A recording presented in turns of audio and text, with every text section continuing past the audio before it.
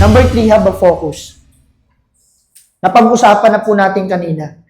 Marami po sa atin bilang isang mga Gen Z, delay action, delay result, na di-defocus. Paano ko maiwasan na hindi ako ma-defocus?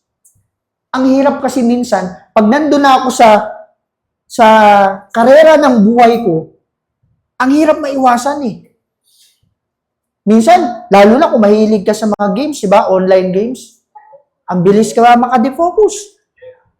Ngayon pa naman yung mga application, ang daming mga lumalabas na mga ads. Di ba? Pag nag-application ka, daming ads. Sa Facebook, ang daming lumalabas. Ano ang magiging solusyon? Una, magpaka-busy ka. Una. Pangalawa, bigyan mo ng time yung sarili mo na mas aralin pa yung skills mo sa pagsasalita. Public speaking ang tawag. Humarap ka sa salamin. Kausapin mo sarili mo. Tignan mo pag okay yung itsura mo. So everyday, mag-set ka lang. Para instead na makuha yung oras mo ng ibang bagay, dito siya napupunta. Pero may choices ka lagi. Okay? Always remember, pag nandiyan na yung distraction, dalawa choice mo. Gagawin mo ba siya o hindi? Pag nandiyan na yung sitwasyon, dalawa choice mo. Negative ba or positive?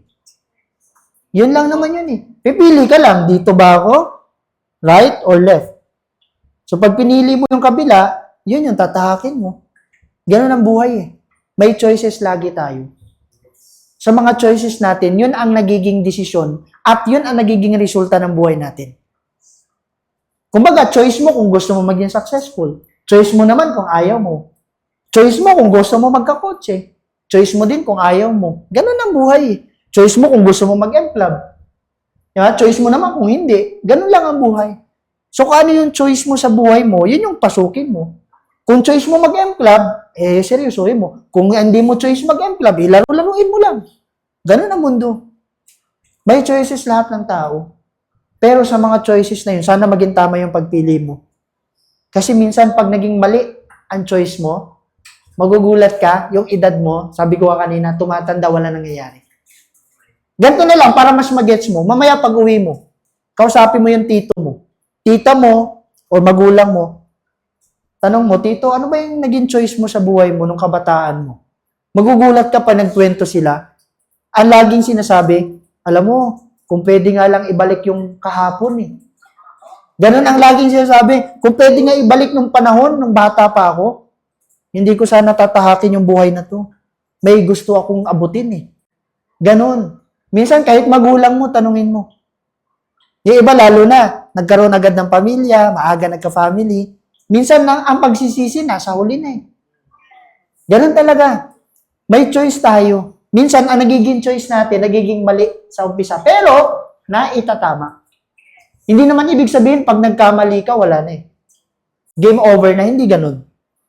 Diba? Sa Super Mario nga eh. Pag nag-game over, pwede ka bumalik, level 1 ulit eh. Kaya nga na-master mo yung level 1 eh. Diba ganun sa mga games? Kapag nag-game over ka, babalik ka lang. Ganun din ang buhay. Minsan, pag nagkakamali, na-struggle, balik ka lang para mawala yung defocus mo. When is the right time? Ngayon na po. Sir, kailan po mag-focus ang buhay namin? Right now. Ngayon po ang panahon para mag-focus po kayo sa mga pangarap po ninyo.